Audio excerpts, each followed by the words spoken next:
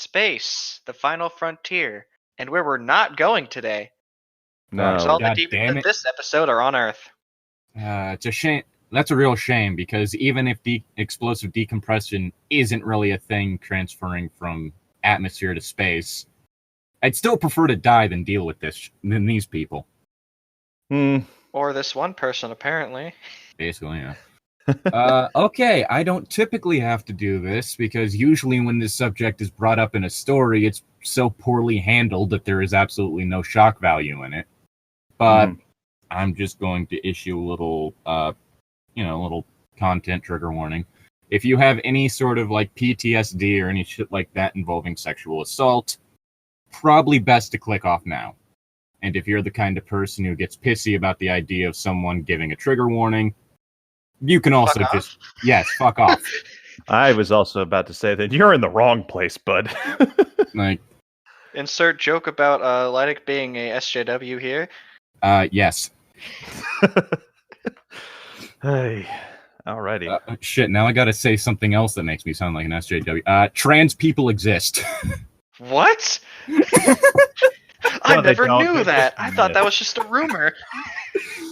God, now I'm just flashing back to the fucking skeptic community whenever, like, the fucking, like, Bill Nye reboot came out. What? There's no scientific papers about gender identity and expression. No, there is. There's actually several. It's quite easy to do research on this.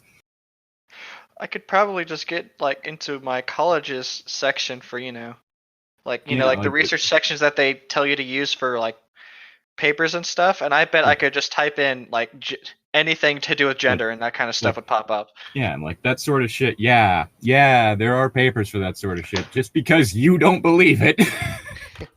No. If I don't believe it, it's not true, because everyone knows facts and opinions are the same thing. My other favorite thing that came from that is someone who was saying that like the Indian dude on there was getting upset about cultural appropriation when what he was saying was, hey, stop using Indian mysticism to sell your bullshit fake medicine. Bill Nye has fake medicine? The whole like Bill Nye reboot thing a while back, he brought on like different guest speakers and stuff.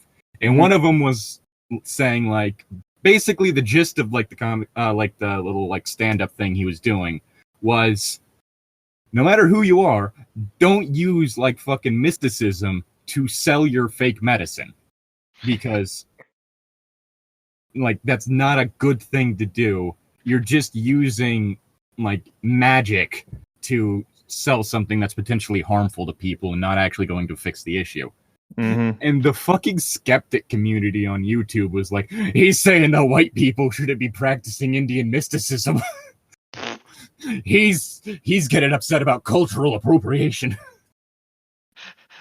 He's just like, what? No. Ignoring the fact that cultural appropriation is a neutral term that is neither good or bad. It merely depends on how it's implemented. And wasn't it called Bill Nye Saves the World? And I think so, yeah. And it wasn't it on Netflix, or am I? Yeah, it was on Netflix. Is that the one where he lit the world on fire and he said no. That was John Oliver's Last Week Tonight, which is also a worthwhile show. All right. Because it's the whole thing of if you want to find out the news, you look to the jester. Yeah, he calls people out on their bullshit. I think he did one thing a while. Well, I think we were shown some of these videos in one of my biology classes, like when we were talking about like medicine and how homeopathy doesn't really work and stuff like that. And he was calling out Dr. Oz, I think was one of them. Yeah, Dr. Oz is a whole bunch of fake shit. Yeah. Which also he recently did stuff involving like fucking Chinese government. Because I need to look that one up too. Yeah, it's basically a totalitarian nightmare right now. Blizzard is not helping. Yeah. Although my favorite thing to come out of that is the fact that people started turning May into a pro-protest icon. They started doing like photoshops and edits of her like decked out in like protest gear. Who? May from Overwatch, the Chinese character. The Chinese character from Overwatch, because the whole thing is that Overwatch is supposed to come out in China somewhat soon. Is it It's May? so Is it May or Mai? MEI. Okay. May. All right. which, if memory serves, means sleeping. Oh, God damn it! I sleep. Her fucking oh, God damn it! You win this round. Fucking Overwatch development team. Anyway, probably should get on to the point of this shit. Yeah, let's get to the RPG horror story. Yeah, we're looking at RPG horror stories, and basically there's like a trio of stories that have been confirmed by all three writers to actually be about the same person. A fellow by the name of nickname of Bruce, like his actual name hasn't been given, but they just refer to him as Bruce in the stories. Mm-hmm. And basically, if you've ever wanted to feel better about your about how you do RPGs, I guess you're on the right thing.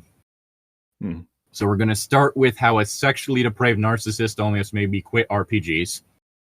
Mm-hmm. This name is going to make me scared. Should we give credit to who posted this, or are you posting? We're going to give credit. I was about to say the Redditor that posted it by the sorry. Winter Crow. Okay, cool. Sorry. That name sounds familiar. Hey, a friend of mine told me about this subreddit, and that's a good place to talk about players and GMs doing horrible things. I've been GMing for half a decade now, and I mostly run D&D, Pathfinder, and World of Darkness. Mm-hmm. Let me tell you about the first game I ever ran, and how one guy came very close to making me swear off tabletop gaming for good. I've met people like that. Only in passing, though, so it's a good thing. I was about to say, I only recently started this sort of thing, which anyone who's been paying attention to the Monster of Every Other Week series can probably easily tell. I honestly think we have a really good party for that one, just because... I was meaning my capabilities. Your capabilities are great, too. Sorry, I'm turning... Nah, he sucks. No, he doesn't. Shut up. Finally, someone speaks the truth. Can't be any worse than me running my session, because god damn, that pisses me off on the daily. That's more of a player problem in your case, honestly. I kind of want to sit down on one of your sessions and listen in, but we just all go to Zane's apartment. It's a long story, and I've never posted a thread on Reddit before, so I apologize in advance if this seems like a wall of text. It took me a long time before I realized how much abuse I suffered running this game, and I'm hoping this will give me a little closure. Oh, man. Fair warning. This story covers sexual violence, torture, and bullying. Apologies. It all began when I was first getting into RPGs. Rocket-propelled grenades. Regularly visiting the board game club at my university and joining in on a few games of 3.5 and Pathfinder. I was young and very excited to get into tabletop gaming. I loved acting and role-playing, and the fantasy genre ignited my wild, impressionable imagination in ways nothing else could.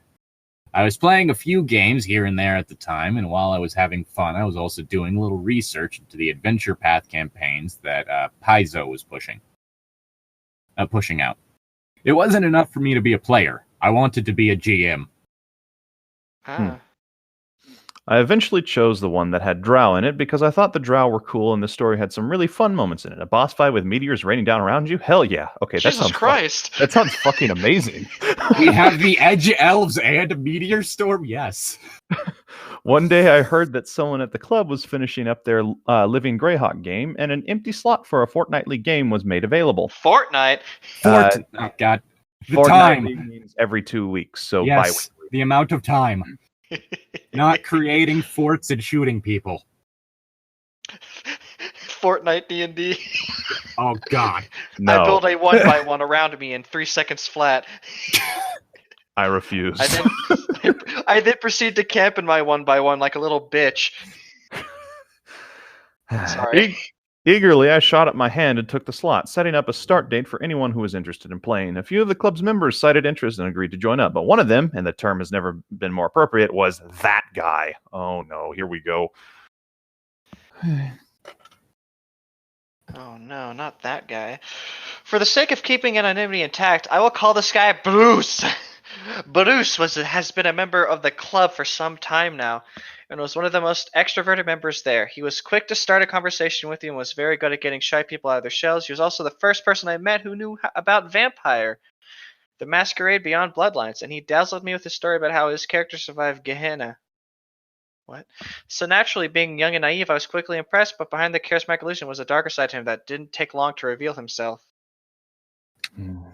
It started with everyone presenting their characters. Bruce had made a tiefling and asked if he could have his alignment set to lawful evil.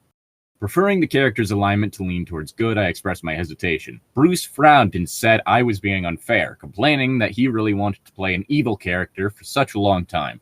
Turning to a friend, who I'll call Todd, for support, Bruce asked him how many years it had been since he was ever allowed to play an evil character. I can't recall the exact number he got, but I recall feeling guilty enough to cave in. He thanked me and handed his character sheet over to be examined. Oh boy. I would only do an evil character on one instance. They were weak shit.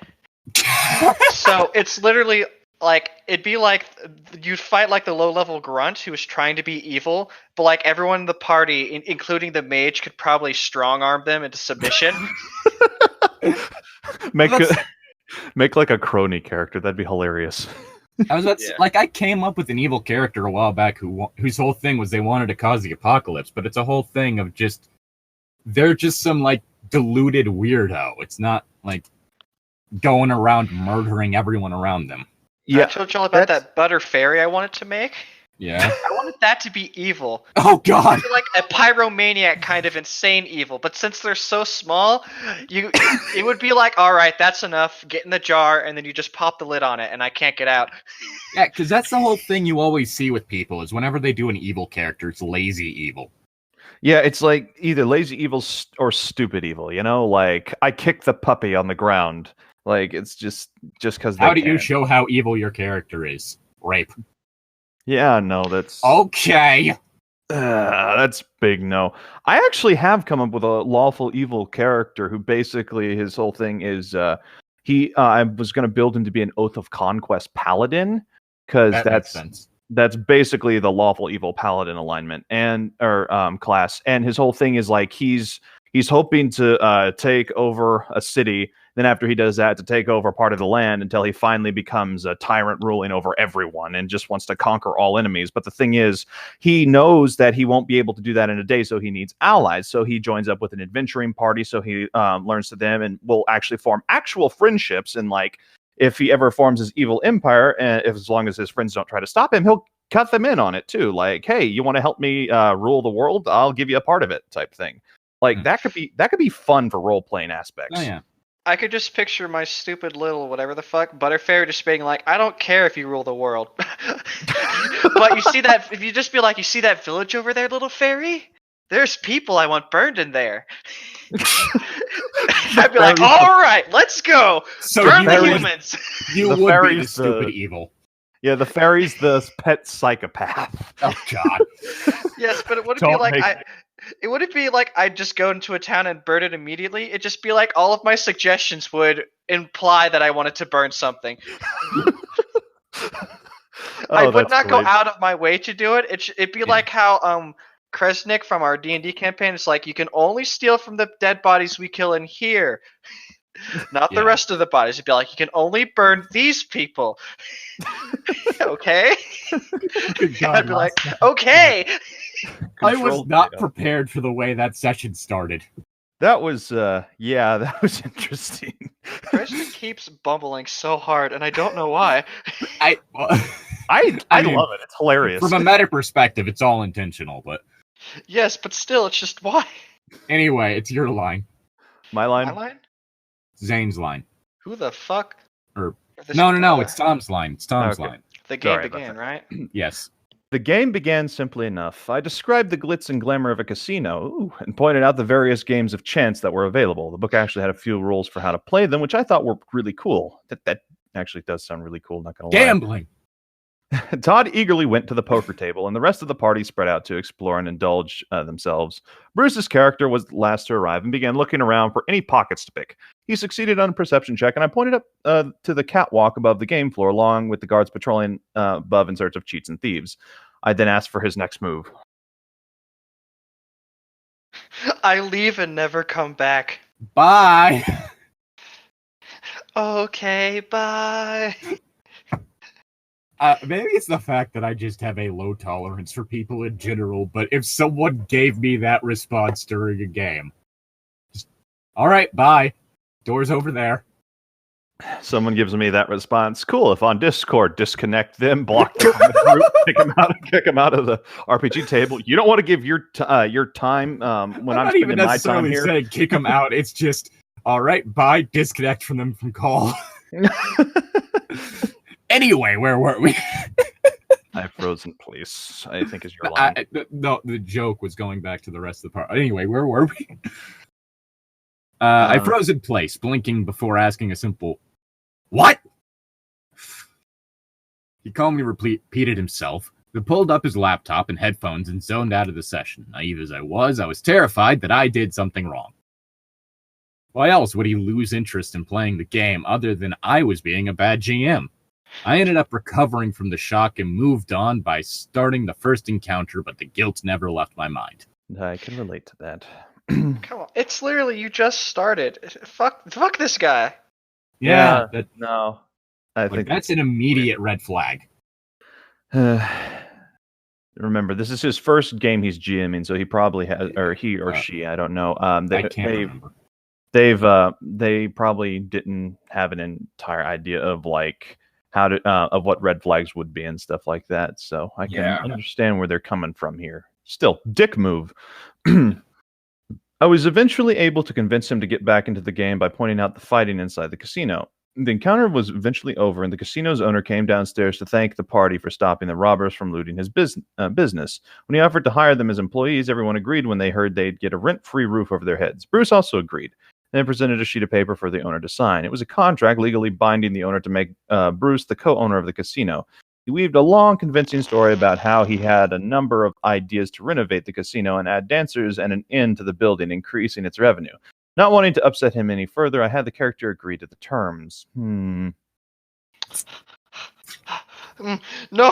you fool! You've fallen right into his trap.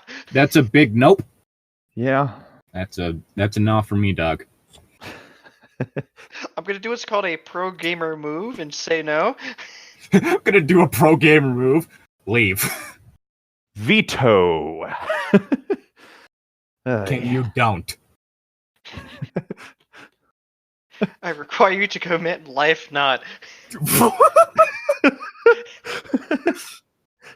Power word, fuck off.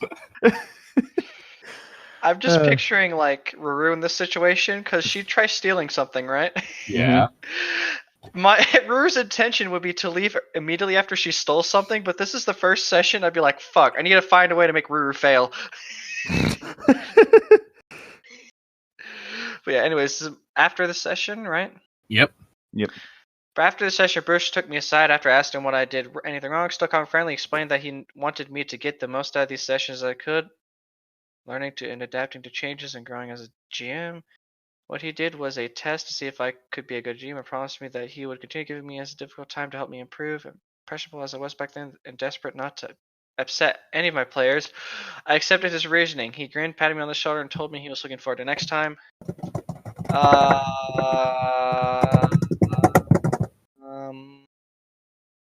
Nah, homie. Fuck off. You don't test people. All right. There's a difference between like giving the GM shit, like I do to Tom, and that sort of thing. And excusing your piss poor attitude. Yeah, like these people just met. They're not that kind of friendly with each other.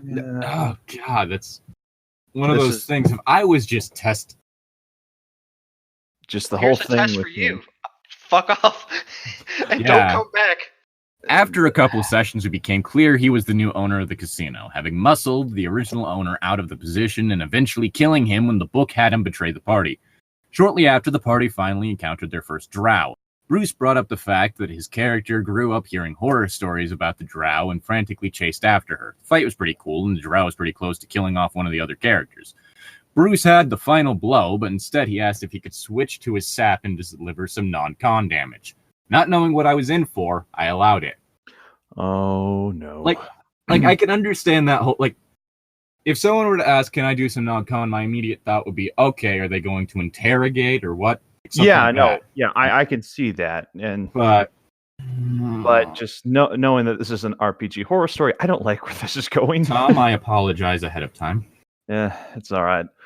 With the drow unconscious, he threw her over his shoulder and carried her back to the casino. Heading into the owner's bedroom, he ordered the rest of the party to stay outside before locking the door behind him. Tying her down to the bed, he woke her up and told her he was going to make her his sex slave. Oh, boy. And that's when you go, all right, get the fuck out of my game. Mm-hmm. As the drow, I objected, and suddenly he pushed his hand into her mouth, grabbing her tongue, and cut it off with a knife.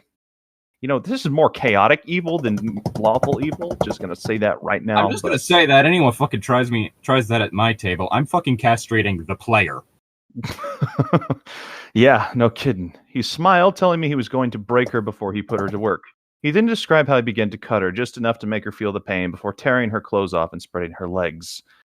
Okay. The door is that way, sir. At this point in time, this is when I would shut any book I had, set it down quietly, look him in the eye, get off my table, just get out of here. You are not a part of this group anymore. You are not allowed to join me into a game. Just no, get the fuck out. Again, I am current D&D session. I am playing a literal prostitute, and I am fucking pissed off at this man right now. Fuck this guy. Yeah. Ugh. Bruce deserves to be beaten to death with his own leg. Alright. With the drow unconscious? Right? No. Next one. And I spend the entire night with her. He finished sitting back in satisfaction. Someone needs to swallow their own teeth. It's just what my character would do, guys. Fuck you. Well, your character is a horrible piece of shit, and now he's not here anymore. I believe I joked with Tom beforehand that that's the kind of thing that will get your character stabbed in the back by a 7-foot Goliath pirate with lightning powers. Mm-hmm. Next session. This dude. Oh no, I would have had it happen then. That session immediately just. They walked through town with this. They just happened to miss the pirate that was following them. As they walked through town with an unconscious woman over their shoulder. The huge fucking pirate just like, so, what happened to that lady with you? What lady? I believe that exact description I gave Tom was impaled through the back, then thrown out the window and struck by lightning. Yeah, I think it was either thrown out the window or thrown off a building, one of the two. Yeah, I believe it was thrown out the window and then lightning bolt exploding them, so there's no chance of them ever being resurrected. Mm-hmm. I still ask myself how, barely through my early 20s, starting this game with the pursuit of intention, with the purest of intention, I was able to cope with that. I don't think I would have been able to. Mm-hmm. I'm going to be frank. Or why I didn't stop the game then and there, and asked Bruce not to bring that shit into it. If someone tried to pull this on me now, I would have told them to leave my table and apologize to anyone they would have offended.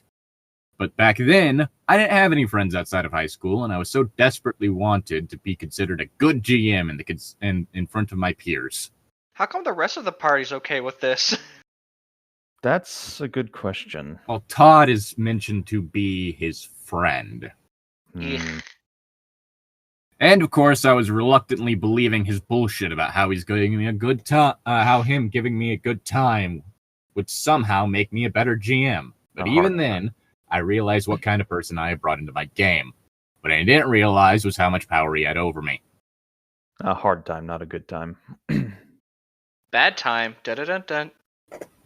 Wait. Sorry, I'm trying to lighten the mood. I don't like where this is going. Did I not Did I say bad time? You said good time. Oh, shit. Giving me a good time. And that, oh, God. No, I know it's a slip of the tongue, but just... Oh, fuck. My dyslexia just created a horrific situation. Anyway.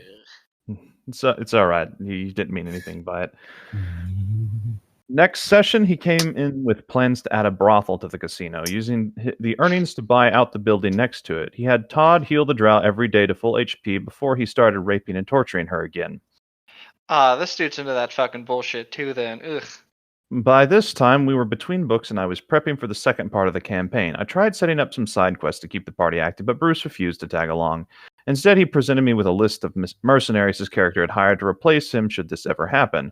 Also, he could have his character focus on building his business, hire his prostitutes, design their outfits, and of course continue raping and torturing the drow. Or, as she referred to her, his star attraction. Holy shit. At this point, I would stop caring about the worth of the table and drive his head through it. Oh, man. This is... all right. This is horrible. Yes. Oh, which one? During one. During what the hell? During one session.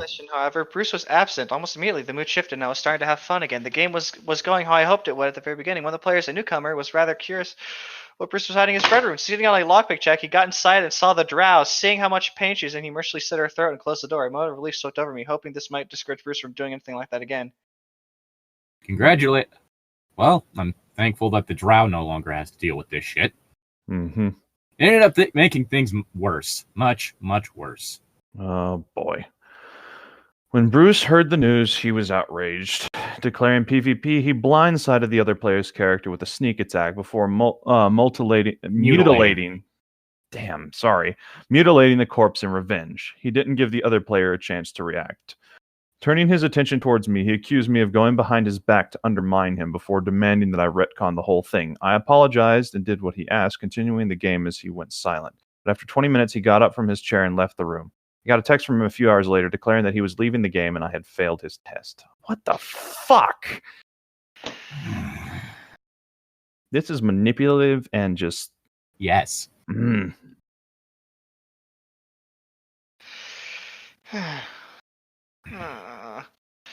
Ignorant of his manipulative tactics, I panicked a little. It was at this point I was already becoming a little paranoid over him. I was convinced Bruce was going to go on /TG? Traditional games. And warn everyone in our area to steer clear of me. When we met up at the club, I did my best to get back on his good side, distinctly remembering letting him berate me for freely as we stood in the parking lot, comparing me to the worst GMs he had ever been with, whose crimes I later found out were just kicking him out for being inactive in every session. After letting him dress me down for a few moments, he finally agreed to come back in my game, but on one condition. Let me be a half-demon. Go home. He's not worth it. Beaten down and riddled with false guilt, I agreed to the terms. Next session, Bruce returned to our table, bragging about his character's new wings and tail. He then looked at me with a smug grin and pointed out that the latter gave him 2 attacks in one turn. He waited for me to object, and when I nodded and mumbled that I would allow it, he giggled and nestled into his chair. I fucking hate this guy. Wait, what's giving him an extra attack? The wings or the tail? The tail. Mm-hmm. Is that real? Kill. No. Oh. Nani, the fuck is wrong? Kill. I refuse. I'll fucking kill him then.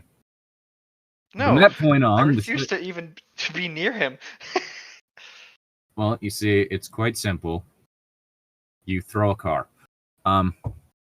The sessions became an unpleasant chore. Every encounter, he would gleefully mock and ridicule my lack of tactical experience. Began subverting the setting without my permission, gloating how he turned the little pirate town the party was living in into the fashionable capital of Varisia, and how everyone in the city loved and adored him.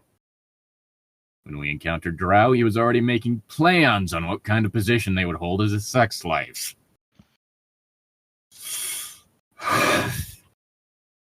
One drow he threw a net over before he began singing and miming himself, dancing towards her. At one point, he brought a helmet of opposite alignment and started using it to brainwash them. I know. That item doesn't work that way, into giving him their undying loyalty and being grateful to him. And when he noticed I started throwing less and less female drow at him, he declared his character was bisexual and ordered the party to capture one of the male drow archers they were fighting, the one with the tight, supple ass. Was that supposed to be Zane's line or? No, I did Let Me Be Half Demon, so it'd be Llytic, you, and then me. Wait, did I skip one? Fuck, I skipped one. That's okay. I'll just go next.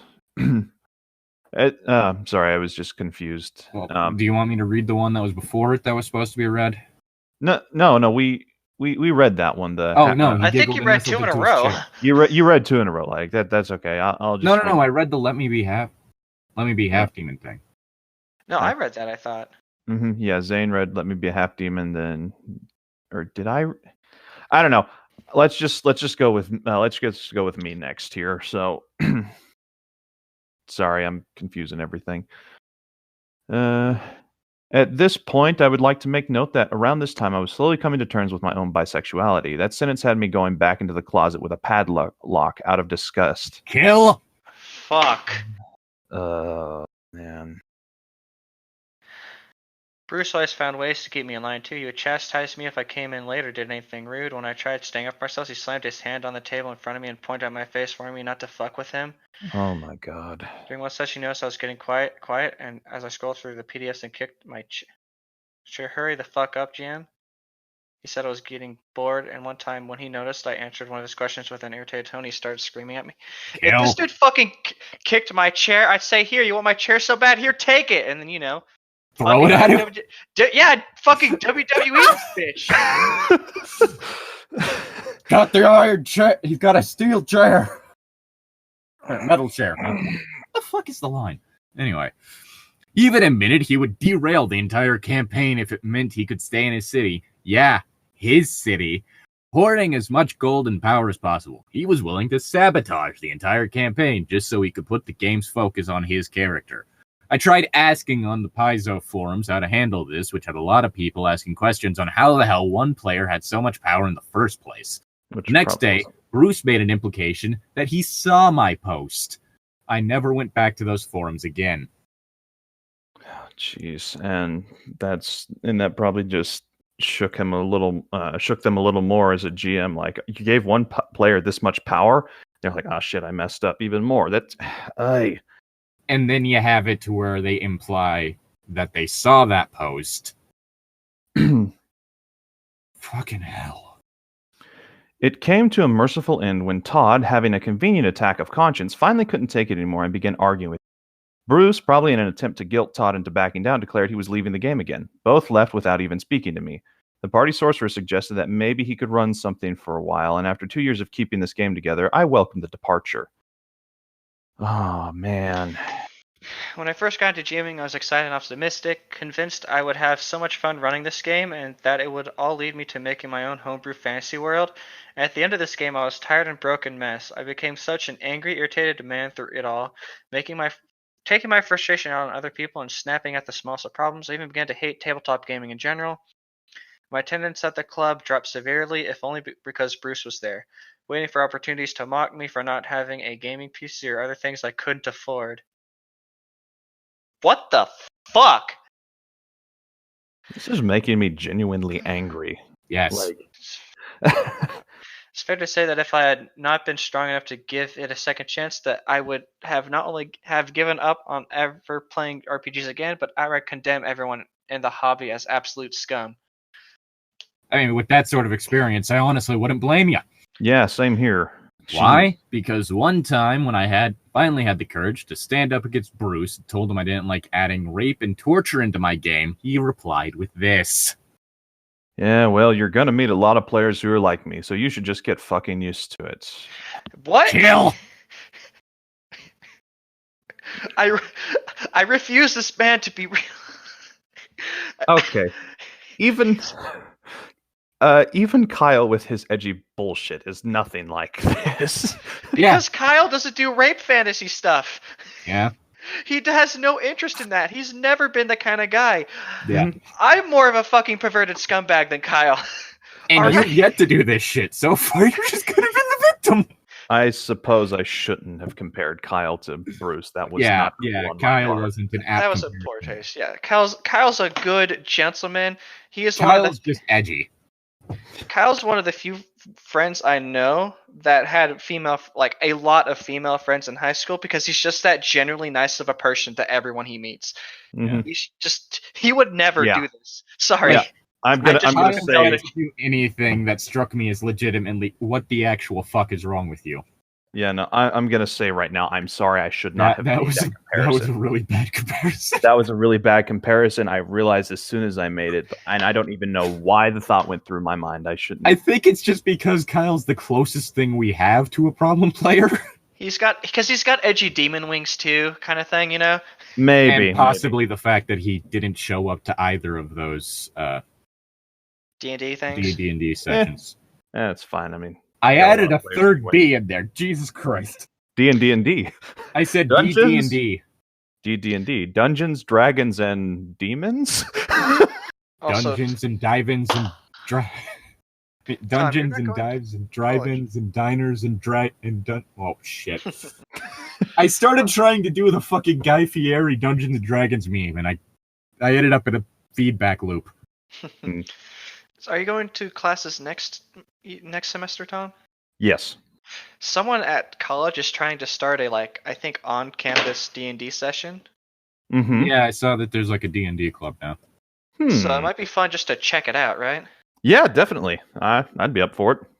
I think it's Tom's line. I read. No, yeah. he just finished his line. Yeah. Did he read those words? No, that's my line. Mm-hmm. Those words stuck with me ever since. If every other player was just like Bruce, then why bother?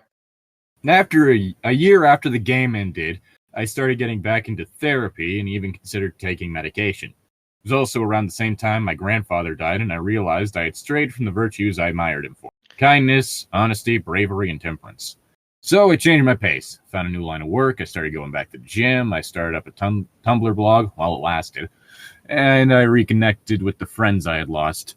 I even went back to the club when one of my friends told me Bruce stopped attending and suggested I GM for a few newbies. I started running Curse of the Crimson Throne, and in the span of a few weeks, I found the innocent magic of tabletop gaming again. I survived. Awesome. Dude, that's awesome. Like, seriously. As of this year, I'm currently running a 5e D&D with my own homebrew setting. Nice! Just like my younger self always dreamed of doing. I get told that I'm a pretty good GM from a lot of friends and acquaintances, and the newbies I ran Crimson Throne for have credited me for inspiring them to run games of their own. That's a great feeling. Really is. As for Bruce himself, I've cut most, if not all, of my ties with him. We still have mutual friends, and I get most of my news about him from them. He's apparently gotten worse since we parted ways, and that it's not uncommon to hear him complain about Muslims, Jews, the Chinese, and Indians. The latter he allegedly once referred to as the filthiest of all the race. Good lord. The actual fuck? What the fuck? He still preys on new GMs when he can, only they had the lick of sense to kick him out before he gets his claws in, thanks to word of mouth. Needless to say, those mutual friends are trying to cut ties with him. Holy shit. God. It took me so long to come with terms with the abuse he inflicted on me, and I've always wondered why he would do all of that just for personal gain in a fictional world. A few friends suggested he might have narcissistic personality disorder, and looking back, I think they might be right. It explains why he acted the way he did with me, but he's spiraling down into a pit of his own despair, and I couldn't be happier for it. Yes. I don't know why I decided on writing this now. Not because I should have sent this story out sooner, but more for the lingering fear of being judged. But if you took the time to read it all, thank you so much. TLDR, native first-time GM runs a game and local narcissist joins in. Narcissist adds gratuitous rape and torture into the story and bullies the GM into giving him what he wants. Naive GM becomes bitter and miserable and almost quits. Okay, you want to know something? There's kind of a bonus story with this one in the comments. Mm-hmm. Exarch Knight 01. Was sent this by a friend who said it was about Bruce. I know the guy. He ran a Rise of the game. That was my first game I'd played with any of that group. I honestly made an account exclusively to comment on this. It was without a shadow of a doubt the least fun I have ever had playing a role-playing game, and even though the other players were genuinely delightful, I am so glad that the game died. If anyone's interested, I can share a couple stories. Which, if you guys want to go through that little thing, because it's like a couple little different short things, or do you want to move on to the... Let's tie these 3 stories together that we were planning to do today, and maybe we can do Exarch Knight's stories later. Or if we have time, depending how long this one is, Yeah. I mean, it's only been about it's been like maybe half an hour. Mm-hmm. We have 2 more stories to read. Mm-hmm. Yep. All right, the next one is Straight Out of Balmora. Straight out of Compton. Sorry. Crazy motherfucker named Michael Cera. Alright. Player tries to commit cannibalism on other dead player character, then threatens party with TPKs. Damn, I should make my fairy a cannibal. Oh my god! You eat other fairies, or I just eat human flesh of any kind. But again, I'm a fairy, so all you have to do is grab me. It's like, no, stop! Someone having a hold of the character, and then they bite their thumb. Exactly. Just imagine like a little tiny fairy flash and just charging. Anyway, this is my first. Just picture like, why are you here? What do you want with me? I just want your bones. Sorry. This is my first time making a thread on Reddit. This post is tangential to Wintercrow's story and quite a doozy. Content warning: violence, sexism, general douchebaggery. I thought that was cringe warning. Sorry. Well, violent sexism and general douchebaggery is typically pretty cringy. This story is about a sociopathic narcissist named Bruce, quote unquote. Sorry, Brucey bitch, but you had it coming. Oh wait, that says boy. Whoops. Yeah.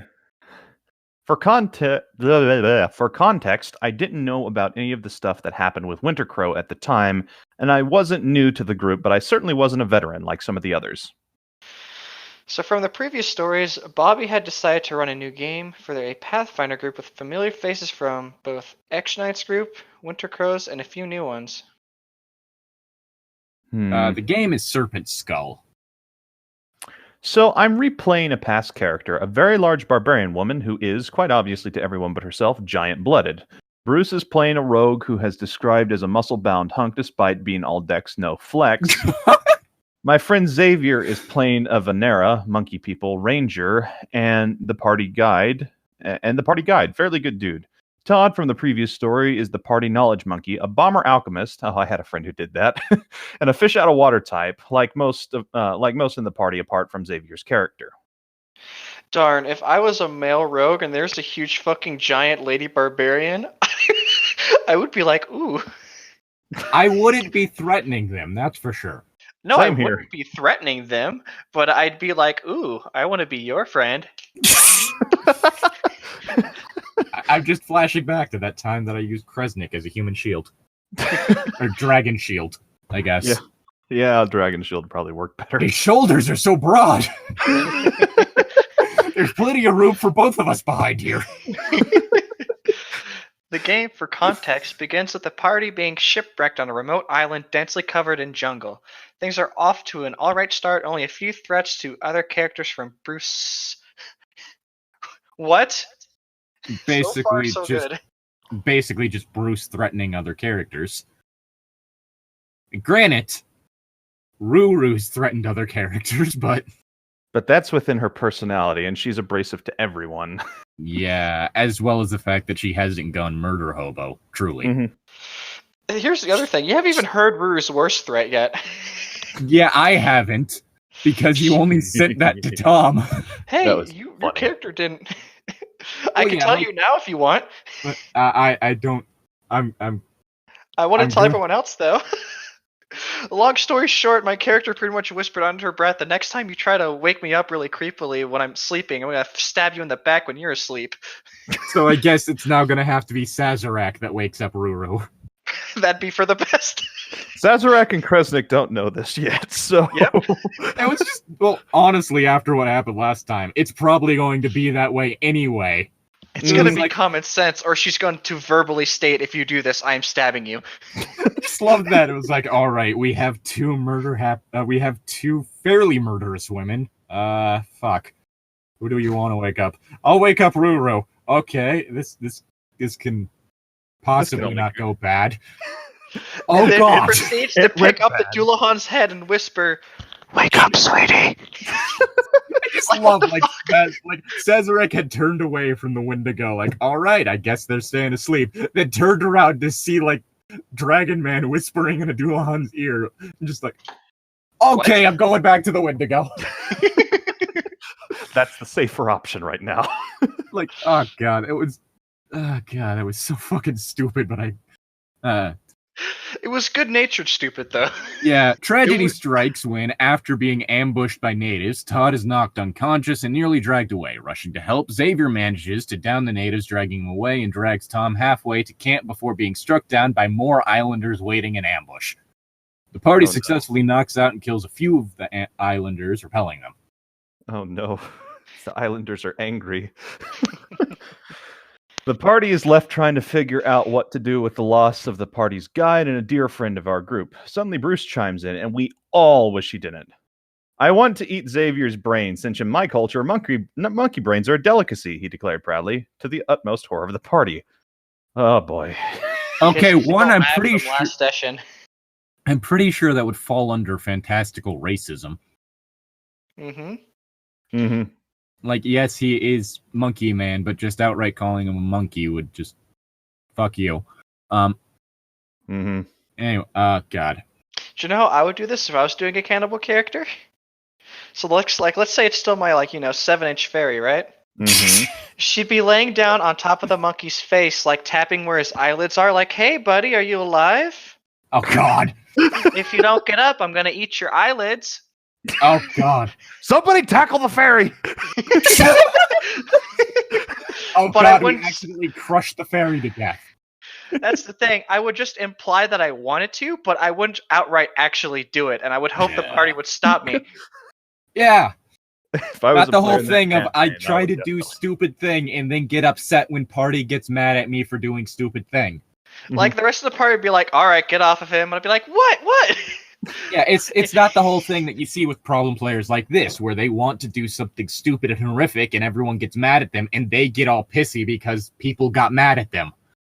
This is when, as a DM, you say no. Yeah, I believe it's your line. My line? Yes, most of the party. Most of the party was too stunned to respond. Myself and other played. Whoops. And another played are horrified enough to say, "No, what the fuck? We aren't running out of food. In fact, it's barely a concern. He wants to eat our friend and the guide's body because it's tasty." Bruce sees that he's not being sided with and starts trying to convince the party that was a good idea. Like that. I talked with him. I knew him better than anyone. It's what he would have wanted. When this fails, he also tries. He's not a human. It's not cannibalism. No. He's sentient. He's sentient. That makes it cannibalism. No, my character would have been would have stuck with the tasty thing. Like, he's sentient, and who cares? It's a thing where you're wanting people to stop you. Bruce does not. Bruce wants to go through with it, and that's the problem. You see, okay, if you're gonna do cannibalism as a character thing, you can make it to where it's you eat an enemy, but even then it's just there's always the joke about the lizard man eating dead party members, but it's the whole thing of if you end up facing it's the whole thing of you have people typically whenever someone uses the it's what my character would do defense. It's it's not an in-character thing. It's what my character would do, so please stop them. But yeah, say you're playing the whole stereotypical lizard man thing, who's yeah, we eat our own whenever they die. Good use of resources. Oh, look, whenever free rations. Pulls out a hatchet.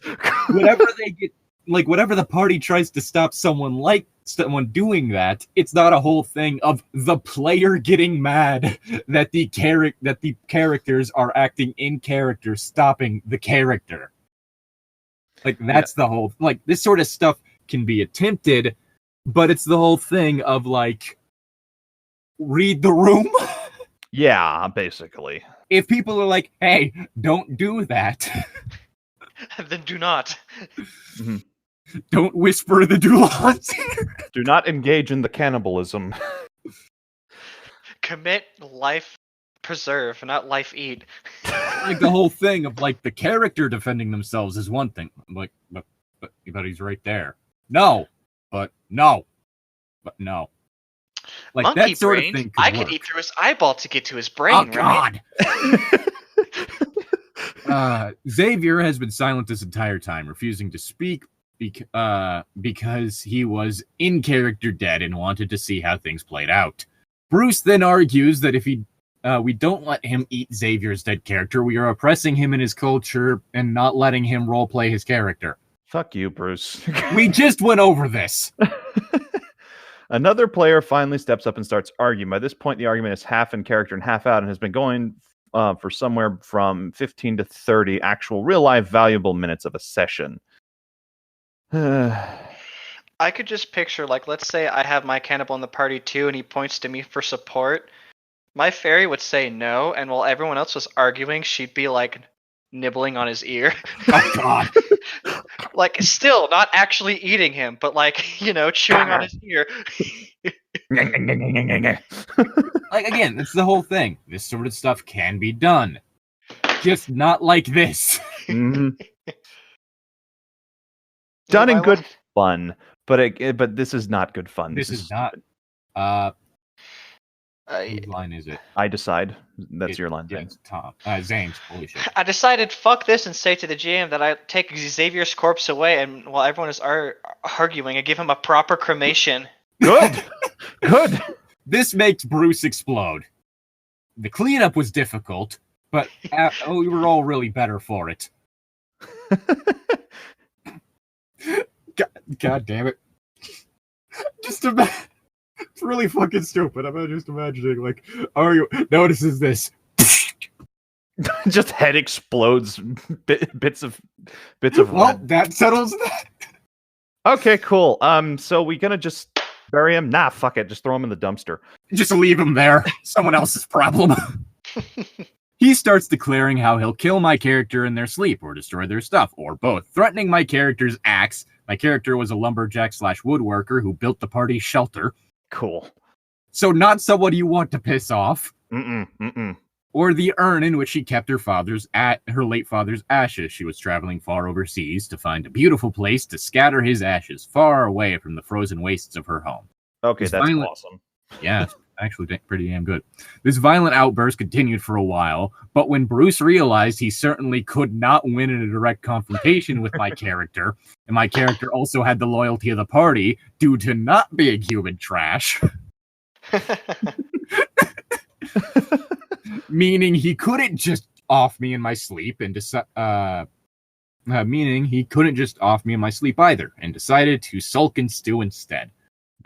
I wish I could say this story ended here, but no. Bruce had to keep going. Later on in the campaign, after Bruce's in-character partner, played by Carl from Exarch's story, died, Bruce's character somehow descended further into madness and started making random threats to the other players and threatening to kill their character. Started hoarding party wealth and started spending it as he declared for the party on the most overpriced version of all the wands he could find. Anyone who found loot and didn't declare it to him in character, he would immediately demand to sense motive on because they were obviously hiding something in meta-knowledging to high hell. Xavier fell victim to this with his new character.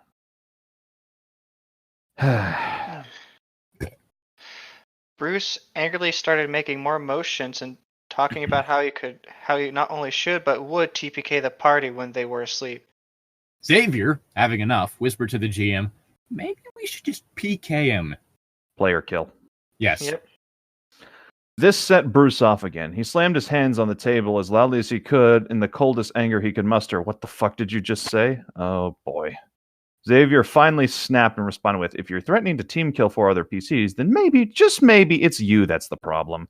Before Bruce could respond... Before Bruce, I don't know what. Oh my god! Before Bruce could respond, Bobby, finally having enough, declared session in and then walked out of the room. Bruce tried to apologize to Xavier afterward, but then also tried to claim all the in-character and OC threats were jokes and that somehow all was forgiven. But a few more minor instances, the game finally came to something resembling a happy ending for most of the party. This is the end of the story, but I have so many more stories to share about Bruce I need to get off my chest. Let's see. Oh yeah, the next one is by the Xavier from that. I'll start by saying that I am Xavier in this post. Yeah, he's top comment too. Yeah, like Bruce decides rape is the luckiest thing that can happen to my character. Oh dear God. This is by Night Sub 03, the same person who commented on that last one, Xavier. Yeah. I can picture having a character who like hates, the party. Like I can picture my fairy's technically evil and it hates the party because it thinks there's a bunch of do-good assholes. Yeah. And like I could picture trying to threaten someone in their sleep, right? Mm-hmm. Then I sneak into their room at night, but it's like the big burly dude, like a dwarf or something. And like it's cold at night, so the fairy just slips into their beard and it's just like, you're warm. I like you. Oh God. I'm just imagining waking up with a fairy in your beard. What the fuck are you doing here? I was cold and it's warm in here. Get out of my beard! And throws you across the Get out of my beard. Anyway. Since okay. Since a bunch of my group is coming out with their Bruce stories, I decided to add mine to the pile. Wait. One more thing about the fairy beard thing.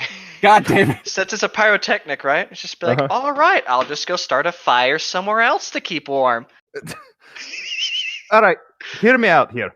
Ask next time, and maybe I'll say yes. Maybe. And then we just move on. All right, yeah. Sorry about that. Context: this is the same Bruce from the previous threads below the two we just read. Previous two we just read. Mm-hmm. Cringe warning contains rape. For content, sorry. Either way, I think it fuck. Then again, anyone who thinks that that's a cool thing to do and like without fucking running it by the party at least is pretty fucking cringy. Hi, I would like to turn my character into the big bad evil guy. Do you mind if I do something so horrible that the party hates me afterward and wants to kill me?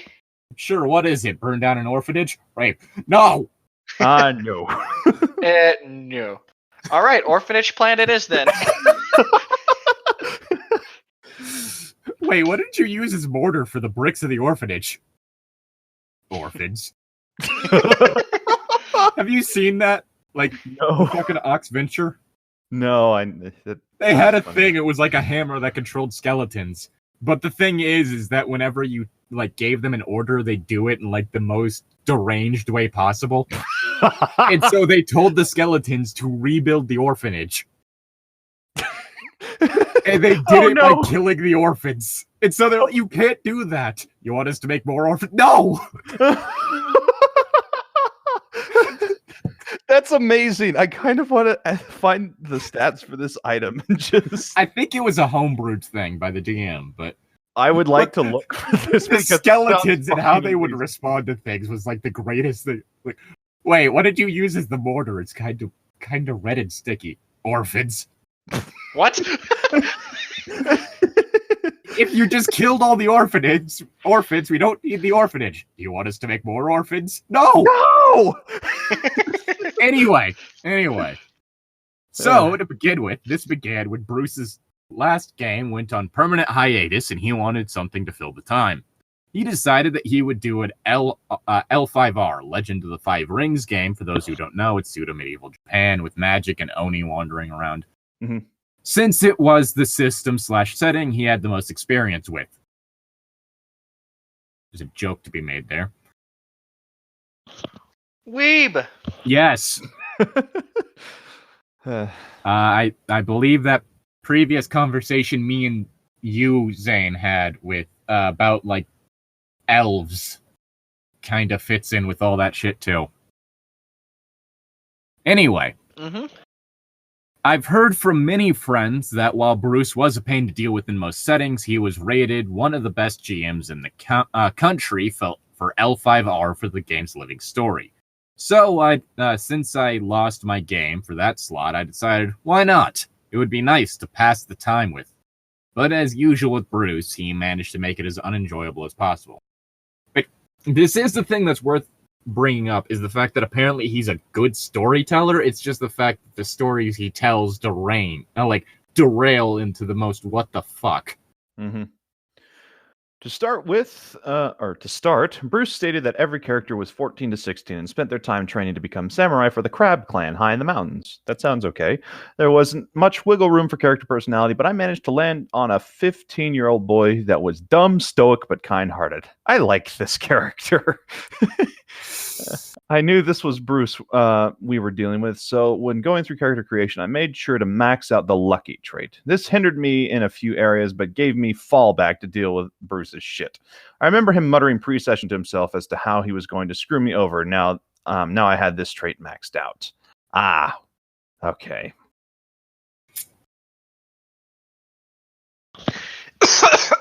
Jesus Christ! Anyway, the game starts with all the members of the party waking up late to morning training. That wasn't helped by the fact that the only NPC here was the serf, kindly letting the players know that they were a disgrace to their clan for foregoing training, that we don't deserve to be graced as a samurai. So not even 2 minutes in and we were already being berated by the GM, so of course everyone began hurrying out trying to find their way to the training yard, and each player was given their own time in the spotlight as to how they accomplished. Eventually it came to my turn to be in Bruce's headlights. Honestly, with the lucky trait, I would just say he was the only one who woke up on time.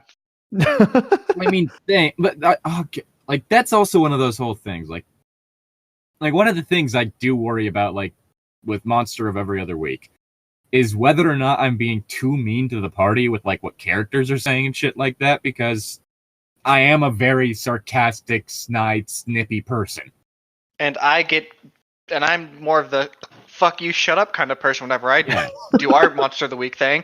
But yeah, like it's one of those things, like I can't imagine opening up a session just insulting the players. Especially not the first one. Like the first one, you'd be nice. Okay, with that situation, it could be a humorous setting if it was like any other GM just making it like the serf was being super judgmental, even though he was like supposedly a servant or whatever. But yes, he's he's like Batman's, like butler or whatever. He says some sarcastic shit. Yep, Alfred's great. But like, okay, if it's the GM just berating the players just to stroke his own ego, that's just I can't imagine like going out of my way to do that shit. Like, unless you were doing some racism thing, but I don't know if there's any different races in this samurai thing, Mm-hmm. I mean, I'd imagine that there is some kind of yokai going around, considering the fact that Onis are a thing. No, player races, though. Yeah. I don't know. I'd have to check out Legend of the Five Rings. Apparently, it's a really fun system, but it's also really complex. Honestly, all I can think about is Neoclassical Geek Revival, which has an entire table labeled like Edgelord, and it's all a whole bunch of weeb shit. That's amazing. Like the Edgelord table includes like katana mastery and shit like that. Well, I want that table. Like it's the kind of like the only reason I found out about that was because one story someone had about someone who saw that it was called Edgelord and immediately got pissed off. The stuff they wanted was in the Edgelord chapter. Instead of being like, okay, that's pretty fucking funny. Yeah, no. No, I would intentionally make my character as edgy as possible. Wait, was that was that the one like RPG horror story? It's like the rulebook calls player out for being an edgelord? Yes. Okay, I need to watch that. That's been showing up in my recommended on YouTube. Because I read that one and it was like, oh god, that's funny. No, but I would make the edgiest character I could, but then make them actually like a 14-year-old edgelord. That'd be great. Oh, but it'd be like some farm boy trying to be cooler than he is. I'm just imagining like 14-year-old American kid. Isekai protagonist. Please don't say isekai with me, please, because then I only think of the isekai loli class. Oh, God. I fucking hate that thing with a passion. Despite the fact that you picked that. Why did you make a character for it if you hate it? Because I was memeing. It was for the sole opportunity that the character could get yeeted by an angry flower lady. Yep. That worked pretty well. I'm so disappointed that my character almost died there. Yeah. Well, all barbarian party and all that. Anyway, let's keep reading this. Also, the fact that they were put up against a water elemental, which very hard to damage physically. Yes. Yep. Oh, is it my line? It's Llytic's line. Is it? Yep. Yeah, I just said eventually came to be my turn in Bruce's headlights. Okay, yeah. I began wandering around the temple, trying to find any landmarks that would lead to the training grounds, because for some reason our characters didn't know where to go after Bruce stating that we have been living in the temple for the past 8 years of our lives.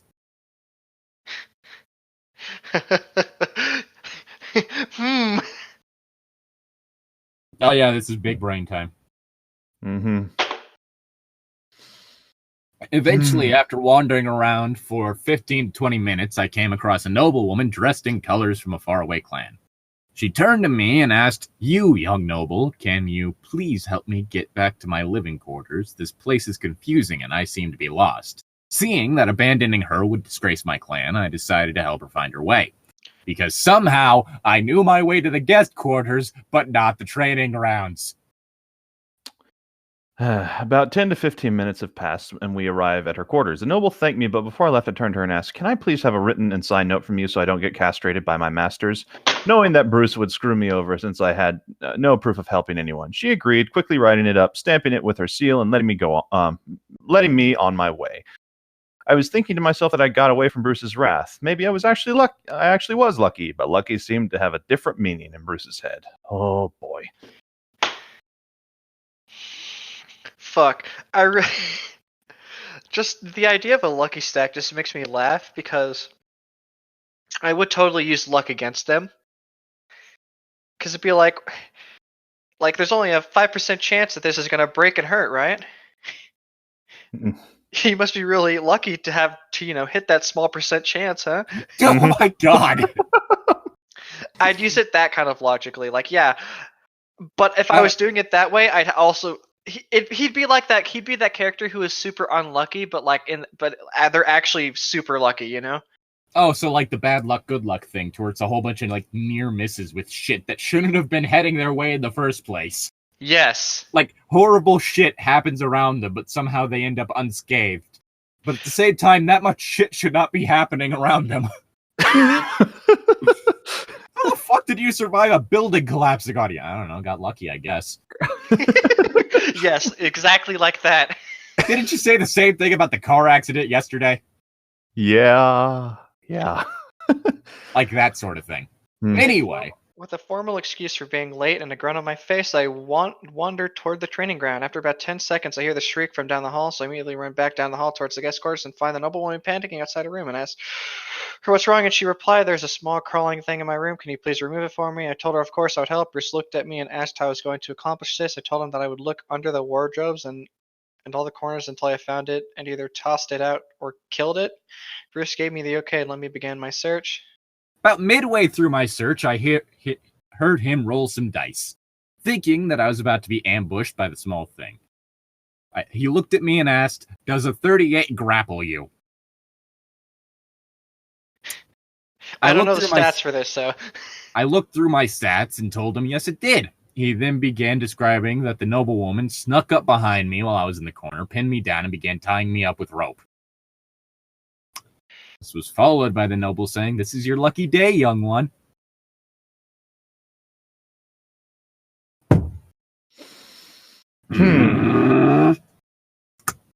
As she began stripping.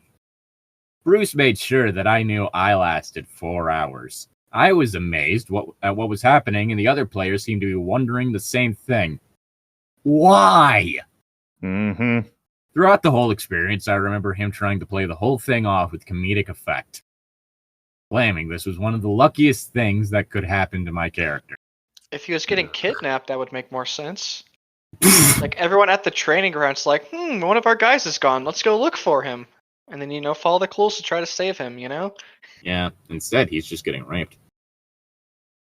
After that atrocity, he described me waking up with loose ropes around me, torn pants, and no idea what just happened. I then remembered that I was still late to class, so after cleaning myself up, I headed to the training grounds. When I arrived, I was greeted by one of the masters who proceeded to throw a Tetsubo at my character. Okay. From the hit alone, it damn nearly killed my character in one shot. While in a daze from a concussion, the noblewoman walked out, praised me for serving her, and chastising the master for daring to punish or help her like that. She then turned to me and whispered with a coy smile on her face, "I'm always looking for more help," before walking back to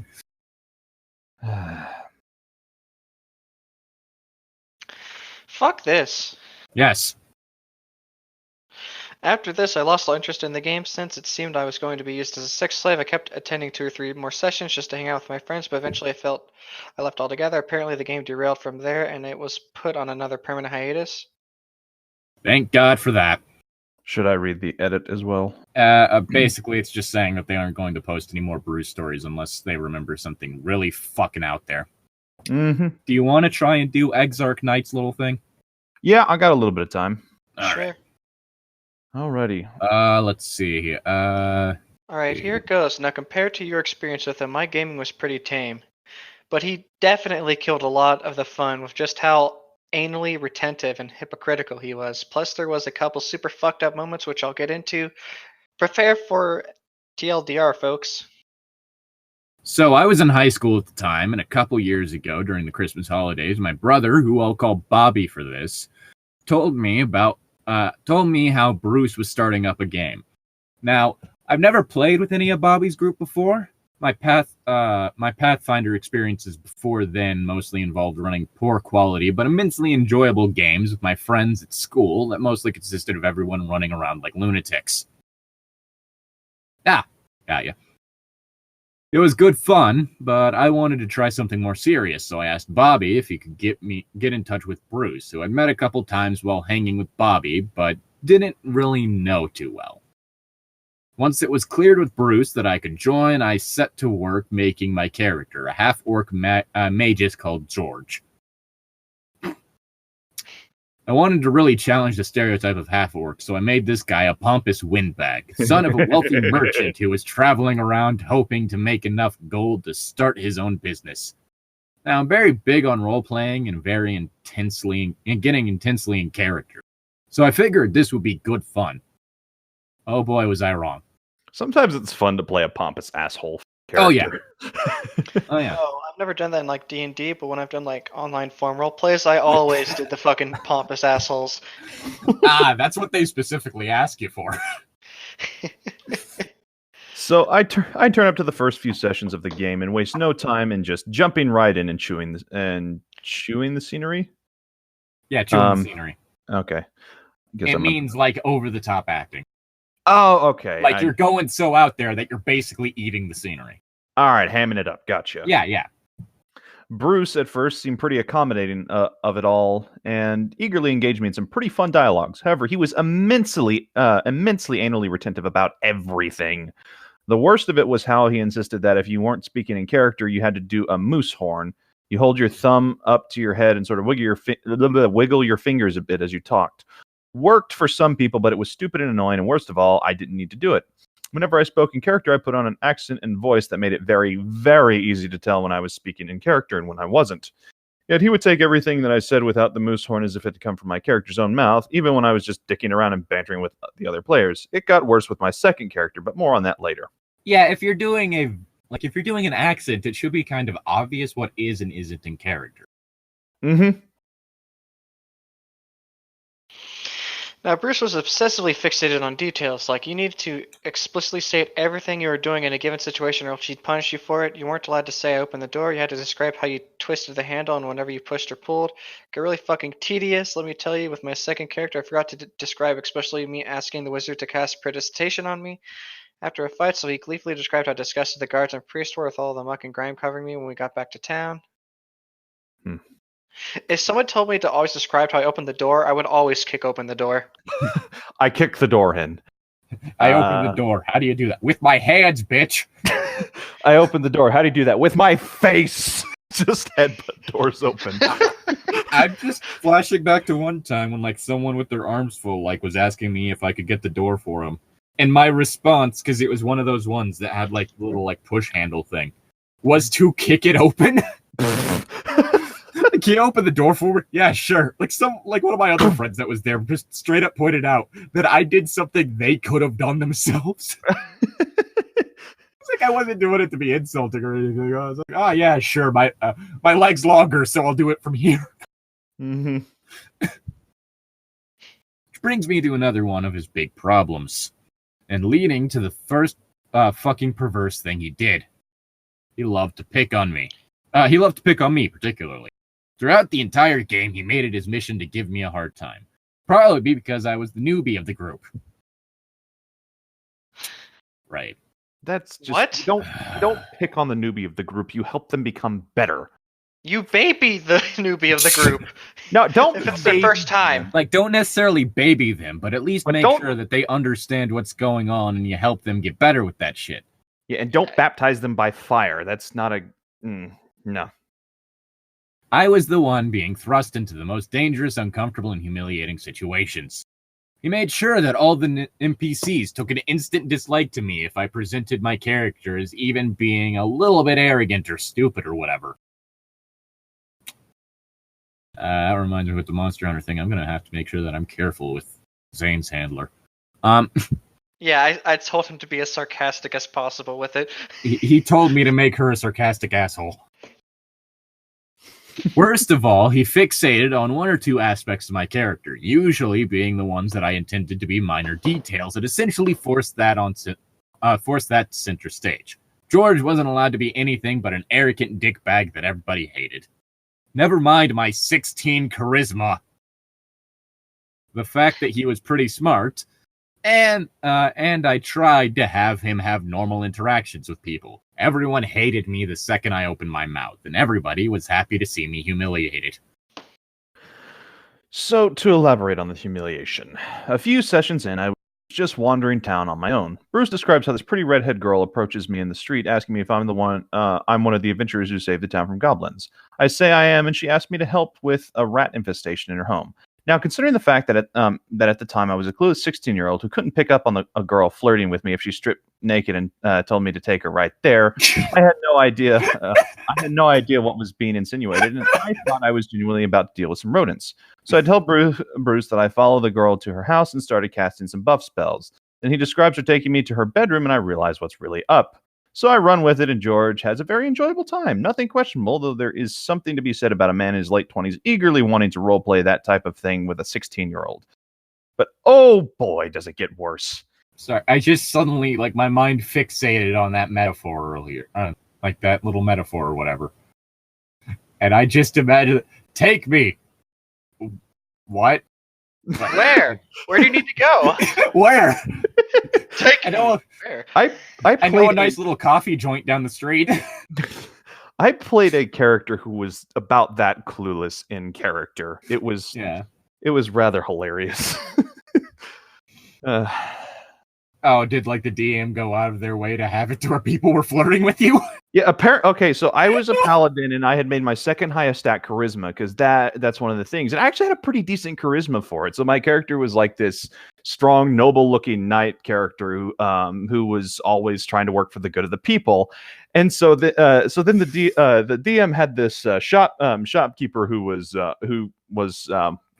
really thirsty for some reason. It was one of our earlier sessions. That's I didn't think too much of it, but I just played it as my paladin being extraordinarily clueless. The shopkeeper goes, she's looks my paladin up and down and eyes the rest of the party and goes, I think I will need some help from this man here. And then I just then the rest of the party knows what's up. They're like, oh, okay. And they're like, okay, we'll leave, let you two kind of do whatever. And then my paladin's like, oh, okay, what do you need help with? Do you need me to lift some boxes in the back room? I mean, I'm pretty strong, I guess. At least that's what they tell me. The door shuts. That's where the scene ends. It was just I'm hoping he caught on. He did later. Okay. but just That's kind of a bad time to fade to black. He did later, but it was really fun and just hilarious the way it happened. But like he was confused at first, what? Who said the line last? I said it last. Okay, so it's Zane's line. So midway, or so Yep. to elaborate? Yeah, so midway. So midway through George's otherwise enjoyable experience, the girl's father gets home. I get up, prepared to defend myself, and Bruce has the guy run up and knock me out in one punch, and then he drags me up to the roof and dangles me, my naked unconscious body over the edge, waving a knife around and screaming how he's gonna kill me to the whole fucking town. He describes all the women are staring at my old abs and magnum orcish dong. Everybody who's ever actually met my character is laughing at me. I played along with it at the time because I thought it was pretty funny, but with the benefit and I a little more maturity than I had at the time and the knowledge of what OP went through, I'm honestly disgusted. Yeah, that's... I can just picture this backfiring because he has a really big magnum orcish dong. So some of the girls in town are just like kind of like, ooh. Several things I could say right there. I'm not going to. Hey, these girls in town are thirsty for a rich orc man, and they're gonna get them some after this. But just, oh god, like that's one of those kinds of scenes that I just can't imagine someone setting up for comedy. That's just, it doesn't sound funny. That just sounds like it's one of those things. Like, if you're going to do shit like that, you better be pretty fucking talented. Most people are not. 90% of people aren't talented enough to pull that shit off. It's like that one article that I saw recently, like why Matt Mercer is able to take control of one of the player's characters and why you shouldn't. Is that sort of thing. Like, most people, like 90% of people, are not talented enough to pull that sort of shit off. Anyway. Now I managed to get out of that one alive, but a few sessions later, George was brutally killed in a dungeon. I was actually relieved by this, because I thought the reason Bruce was picking on me so bad was because I had chosen to play a character who was overall kind of a dickhead. He practically said as much to me anyway in between sessions. In between sessions, I tended to ask people for feedback on how they thought I was doing, and Bruce was eager to tell me how much of an ass George was, and how he was only role-playing reasonable responses to his behavior. At this point, I was still taken by Bruce's charisma and hadn't quite realized he was bullying me and intentionally putting me in the worst of situations, so I figured this time around I'd make a nicer character. I'm going to have a much more enjoyable experience. If I make a nicer character, I'm going to have a much more enjoyable experience. So I made a new character, a human cavalier named Hywel, who was lawful good and a worshipper of Iomide. I don't know what god. Yeah, I guess. I don't know. Or, probably it could be Yolmide. Yomide, maybe. I don't know. Because Yolanda can also be spelled with the I-O at front. So. I envision him as sort of being the classic knight in shining armor. Chivalrous, brave, noble, likable, and just an all-around guy. I played Hywel through the rest of the game, but Bruce made me realize very clearly that no, it's going to get even worse from here on. The bullying got worse, the humiliation got worse, and that massive focus on a couple minor aspects of a character that I had mentioned earlier, that got way, way worse. Now, this has ended up being more of a wall of text than I intended, so I'll leave it here for now. But if you guys want to hear about how much worse things got, when I played Hywel? I'm going to call that Towel. I don't care if that's Hywel. Damn it. Just let me know and I'll tell you. Just as a brief indicator of how bad it gets, one of the most vivid memories I have of him attempting to murder my character on a fucking toilet, describing gleefully as my butt was being sucked out while piss was going everywhere. Good. All right, so there's a follow-up right here. Okay, so it seems to be there seems to be interest in more stories, so here we go. Now, before I get into how bad in-game he was in-game with Hywel, I want to talk about his behavior before and after sessions, because there's a degree of rage-inducing and overall rage-inducing stuff and overall ick factor to it. First off, I'm going to talk about porn. See, Bruce had this thing where while waiting for players to arrive, he'd sit up in a corner and watch some porn. Well, sometimes. Normally, he did not have... Normally, he did not have the common decency to hide it from us, and when he did, it typically would be it would reflect off of a TV screen behind him, so we could all see it anyway. Now, I will never begrudge a guy watching some porn, but it's seriously gross to watch it with people around. Worse than that, watching it with 2 underage people in the room, because I was not the only teenager in that game. One of the other players, who I'll call Carl, had a 14-year-old daughter who was also in the game. That's adorable, but also gross in this thing. In this instance, it's gross, yes. You can guess where this is going. Now, Bruce did not give a shit who was in the room when he pulled up his videos, even if it was a 14-year-old. Now, I never really registered this until now, but I can't imagine she was comfortable with him pulling up videos of anime girls with ridiculously huge and bouncy tits pulled dancing naked, or with him scrolling through a hentai image board and telling people to leave him alone while he was looking at people's assholes. Oh, and he seemed to have a really fucking gross fixation with this girl. Like, he was all super friendly with her, always hugging her whenever she arrived, and being just flirty enough to make me uncomfortable with crossing into Carl will punch you in the fucking face if you keep going there territory. There's also a couple times where he commented on her breast too, and overall he generally showed quite a lot of favoritism toward her during the game. He did this all just enough to be creepy, but not so much that I had registered it as it was happening, and only really in hindsight that I realized all this. Okay, she is 14. You are in your 20s. Fuck you. TLDR, he watched porn with people around, and he was also probably a fucking pedophile too. Stay tuned for more stories about the actual game. Also, we have a response from Winter Crow to that. Yeah, I remember the porn. It was these custom MMD videos with most of the ones he watched were with these flat-chesting girls thrusting their hips back and forth. He'd sit there for hours watching that. Okay, MMD is Miko Miko Dance, if memory serves. Yep. There are several questions that need to be raised for the kind of person who's watching porn using that. I'm just going to say that right now. Like, fucked up situation, yes, but dear God, what the fuck? Mm-hmm. Just Why is Monica default dancing? Because that's what I think when I think MMD. I think shitpost. Let's see. Guys want to keep going with this Exarch Knight stuff? Yeah, I think we're just about done here. There's 2 more posts actually. Okay. Including the one we're looking at, so that's 2 in total.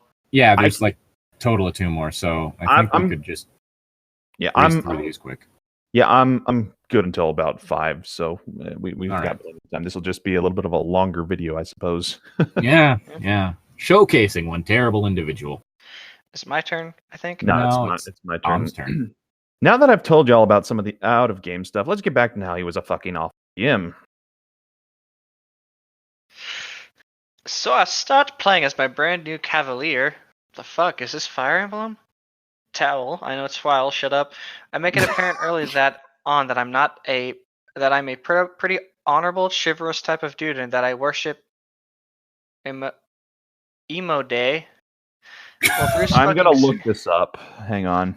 Or, well, Bruce you keep reading. Fucking zeroes in on this because apparently he'd played an Emodian in a previous game, so he knew all about her and told me he would be making damn sure I'd kept true to her tenets as much as possible. And I didn't really object to this at the time. Wile's religion really wasn't that important to him. He was just kind of a dumb guy trying to do the right thing in a cruel world, but you couldn't convince Bruce of that. He became convinced that I was playing a fucking paladin. Cavalier! For some NPC we met noticed and commented on how I was Emodian, and every religious character we met scolded me and told me how bad a job I was doing at being one of her knights. It never occurred to me to tell Bruce that I'm not one of her knights. I'm just a fucking adventurer who happens to worship her. You know, you're a really shit paladin. Well, I guess that's good, because I'm not a paladin. I just want to make one of the gods just like you. Just a giant hand coming down from the sky. You disappoint me. But you're not a paladin, so there's not much I could do about that shit. Okay, so Aomide is the goddess of righteous valor, justice, and honor. Okay, is that how it's pronounced? Aomide? Aomide, yes. Okay. Because due to the whole Yolanda thing, I suddenly started thinking back to the story of Io in Greek mythology, and I suddenly just got the mental image of her name just being pronounced as Yo. Mm-hmm. Yes, one of Greek's mortal lovers, Yo. Yo, what up? Oh, I've been having an all right day, except for the fact that Hera turned me into a cow. All right. Sorry. One of the worst cases of this goes back to that moose horn thing I mentioned in my first comment. Now, with Hywell, I spoke in a very soft, kind of clueless tone and put on quite a thick Welsh accent. It was impossible to get confused about whether or not I was speaking in character, because I never dropped a fucking voice when Hywell was speaking. Now, at one point, we were in a dungeon and Bobby enters a room filled with treasure. Now, in character, I hadn't seen the treasure yet, but out of character, I obviously knew. And in a complete normal move for a 16-year-old bantering with his fucking brother, I joked that Bobby had better give me all the treasure. In a very silly tone and not at all using Hywell's voice. When Hywell had yet to actually see the fucking treasure. Bruce flips his fucking lid and tells me in a very exasperated, condescending tone that, Amadei? Aomade. Aomade? Okay. Aomade is abandoning me for being greedy and Avaricious. Yeah, shit. Like, I know the word avarice. Why is it avaricious or something? In my head, I was thinking, so what? I'm not a fucking paladin. But out of character, I just explained to him that I was joking and it was out of character. He accepted that, but gave me shit for not doing the moose horn, and I just rolled with it because I didn't feel like dealing with his shit. Hey. Now, much like with George, Bruce made everybody we met hate me. Only this time they didn't have a good fucking reason for it. Hywell wasn't an asshole. He was just kind of stupid and occasionally made dumb observations. Like, I remember one time I just approached a guard in Magnamar to ask for fucking directions to the temple of Aomade, and Bruce had the guy spend the next 15 minutes mocking me and goading me into drawing my sword so that he has an excuse to fucking arrest me. And then Bruce used that as an excuse to have the guard drag me to the temple of Aomade so the priestess there could fucking lecture me on how I wasn't being a good enough follower. Hell, I drew the sword because the guy was talking shit about her and being a massive dick for no good reason, and as a result, I'm treated to a fucking lecture. Lord. God damn. During combat, I was also literally always the first person to be targeted by various weird shit. I was always the guy who got isolated, who got hit by the mind control and that shit. Now, part of that comes just from being the big scary fighter with a bad will save. I get that, but a lot of it was him wanting to force me into more and more humiliating situations, like the one time an enemy cleric dominated me and I spent the entire combat trying and failing to climb up a 4-foot barrier to throw myself into a fucking meat grinder or something. I honestly would have preferred to just fucking die in that fight because I was getting sick of Bruce's bullying, but once again made the mistake of assuming it was because of my character, but no. For some reason, the fact that I'm wearing plate means I struggle to climb over a fucking safety barrier. Oh, what the fuck? This guy just sounds like a dick. Oh yeah, I just remembered how right away I was treated to how much of a dick Bruce is when I first made Hywell. See, in the first session as the character, we were going into a forest to hunt down some goblins. The forest was too dense and thick for my horse to follow, so I did the sensible thing and dismounted and tied the horse to a tree. Bruce's eyes lit up like a Christmas tree when he asked me how tightly I was tying my horse. I assumed he was trying to have my horse run away, so I said I'd tie him securely to the tree so he won't wander off. When I come back to the tree stump at the end, Bruce happily describes how we find my horse's eviscerated corpse next to a couple dead goblins. Now, frustrated as I was, I accepted it. Did I just leave my horse alone and tie it to a tree in a forest infested with creatures that are known for their intense hatred of horses? No, I did. Shit. Mm-hmm. I did just leave my horse alone and tied to a tree in a forest infested with creatures that are known for their intense hatred of horses. I wasn't expecting that lore-wise, weirdly enough. Mm-hmm. Goblins hate horses with a passion. I'm Really? guessing just in main, that's just a Pathfinder thing, or is that also? I think it might just be a Pathfinder thing, Okay. but I'd need to look it up. I'm not sure. But it was still a total dick move. And to make matters worse, he gave us practically no downtime, and we ran through pretty much the entire book in the span of under a week in game. So I spent an entire adventure without my mount. You know, the core fucking class feature that is half of what makes Cavaliers good. There's more to come, but I had to break it in two because of how long the post ended up being. And this is the last thing. So, Zane's line. Sorry, I was trying to look up goblins in D&D and see if they had like a trait or something that specifically said, by the way, we hate horses. We fucking hate them. Fuck horses, man. I mean, I think it also depends on the setting with D&D, because I'm pretty sure that the ones in the Guildmaster's Guide to Ravnica don't hate horses. I just want to make a goblin warrior who's on a horse now. A goblin the tallest of goblins. Oh, and when we finally had the time for me to get a new horse, well, right after I finished writing up its stats and mentioning that to Bruce, he flatly told me that he didn't care what its stats were. If we were going into an encounter, it would only take the enemy's one hit to kill my horse because of that it was more realistic.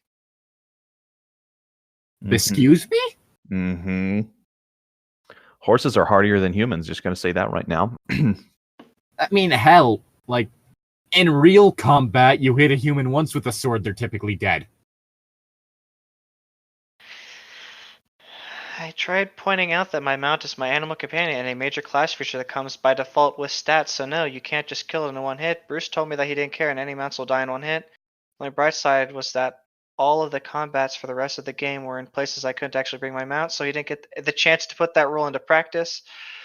But the end result was still me going through every fucking combat without access to half of my build. This combined with how Bruce made sure to always isolate and target me meant that I was completely fucking useless throughout the entire campaign, and my only purpose was just for Bruce to get off on humiliating an inexperienced teenager in the party.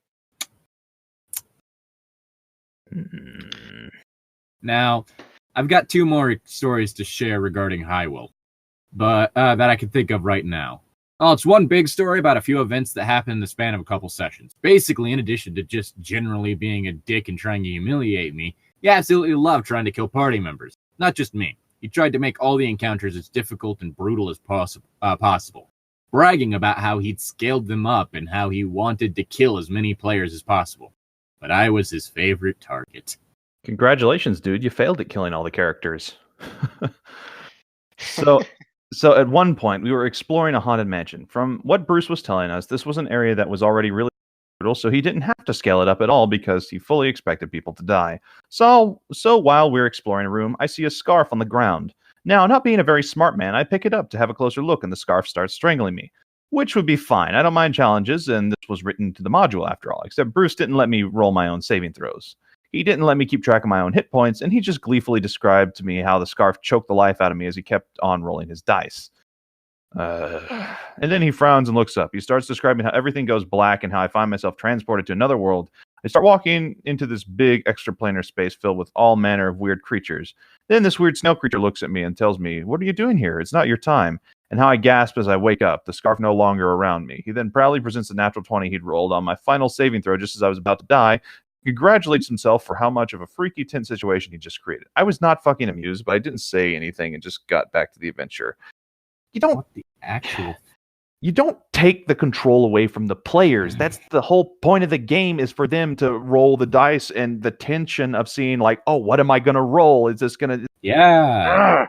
Additionally, it's the whole thing is there's a difference between building a campaign that is meant to lead to character death and just getting a sick, sadistic kick out of it. Yeah, I mean, okay.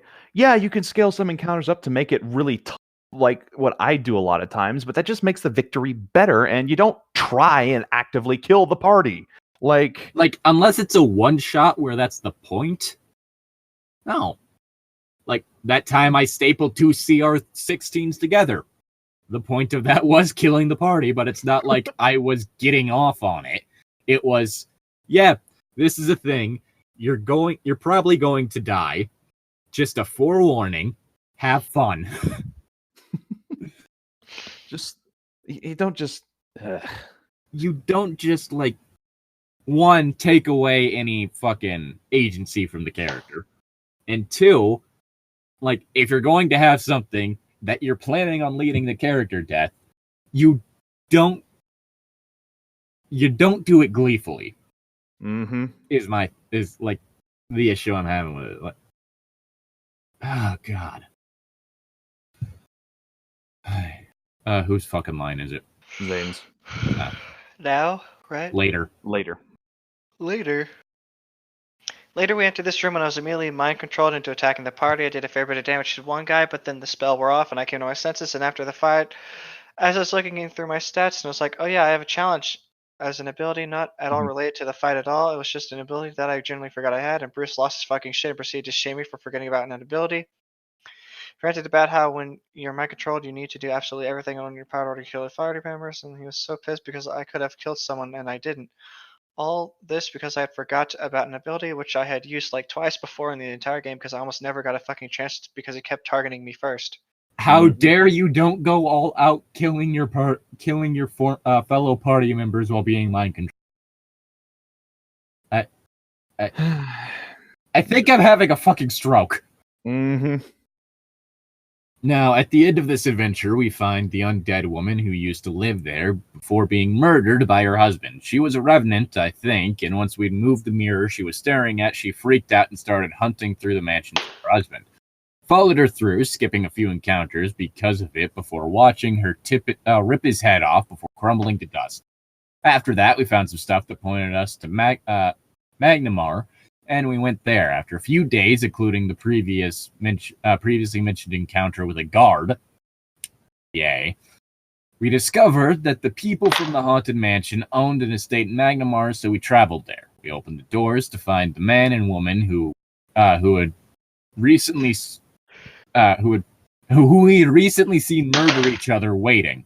I actually met the dude well before the Haunted Mansion, and he seemed to recognize us and was super friendly, so we assumed the creatures we found in the mansion were imposters or something. Now, we sat down and had dinner with them. I had completely let my guard down, so I described how I was getting drunk. Then Bruce rolls a die and tells me that for a second I look up and see a bunch of twisted monsters sitting around the table before everything returns to normal. Now, to give credit where credit is due, this was a really well done scene, and he did a great job of at adding a suspenseful, mysterious air to the events. Unfortunately, it went downhill from there very, very fast. After seeing all this freaky shit, I excused myself to go to the bathroom. I figured that I've been having a lot to drink, so I probably need to go away, and I need a second chance to try and figure out what just happened. Bruce describes how I go to the bathroom, and as I'm doing business, I look up into the mirror and see a faceless stalker has just crawled in through the window and it attacks me. I figure, okay, this is freaky, but nothing I can handle. Bruce reminds me that I left my sword shield at the door. Okay, that's frustrating, but I'm still in my armor and I have gauntlets. And then Bruce gives me the most shit-eating grin and tells me that when I'm wearing plate armor, so I take a piss. I'd apparently have to take off an entirety the lower half of my armor, so I'm alone and cornered by this thing with no weapons and I have no fucking pants on. So he's only letting me get half of my armor bonus, then it starts grappling me and sucking my blood, and he describes as its face slowly shifts into mine. So my blood is going everywhere. It grins and reminds me that I'm still pissing everywhere because you can't control when you stop. Again, this just feels like it's fetishistic. God damn. Everybody else at the table is looking incredibly uncomfortable right now, and I'm both incredibly frustrated at how much of a fucking asshole Bruce is being. Yeah? Mm-hmm. Yeah? Why the fuck would you decide that you need to go into decide that you need to explicitly point out that your that a person's character is still pissing themselves? Like, god damn it. And simultaneously, I'm desperately thinking of what I can do to get out of this situation. I ask for suggestions, but before anyone can say anything, Bruce says in a huff, no, you can't help him. You don't know what's going on. If he can't think of a solution, then he can't think of a solution. Now, Bruce is really starting to shit me here, so I just sort of go quiet for a second. Then I look to the side and notice Carl is holding up his hand just under the table. He's written one word on his palm. Yell. And Bruce noticed. As Carl puts his hand down, Bruce freaks out, saying how he saw that, asking what he wrote. I tell him what because I tell him what because I figure I have to, and I explain that it doesn't make logical sense that even if I can't think of it, I will do it, and just as an instinctive response to being utterly helpless. Bruce grumbles and accepts it, but then he harshly chastises Carl for daring to even offer so much as one word suggestion, how it's not fair and you've just denied me a player death. Excuse me. After he was finished throwing a fucking hissy fit, I calmly tell him how I yell for help. Then he makes the party roll perception, because apparently a blood-curdling scream for help from the next room over is difficult to fucking hear. And only one member of the party rolled high enough to hear it, Carl's daughter. So she gets up and leaves the room, only for the hostess to follow her and morph into a faceless stalker. Long story short, I managed to survive, and the faceless stalkers were all killed. And then the party rushes into the bathroom to check on me, and Bruce describes how I'm sitting on the ground, half naked, covered in my own blood and piss. So yeah, that's all about all the examples I can think about how fucking awful Jimmy was. Hope you guys enjoyed. Then a bit later down, he says that everyone in the party was having fun, but Bruce was a problem, so they made a new party without him. So yay them. Yeah, that is great, because fuck that guy. Like, seriously. Fuck him. Like, alrighty. Like, this is one of the few cases where it's like legit anger. Mm-hmm. Holy shit. Yeah. No, this is pretty bad. Pretty damn bad. God. Anyway, we're gonna leave this. See y'all next time. Hopefully something less anger-inducing. Let's just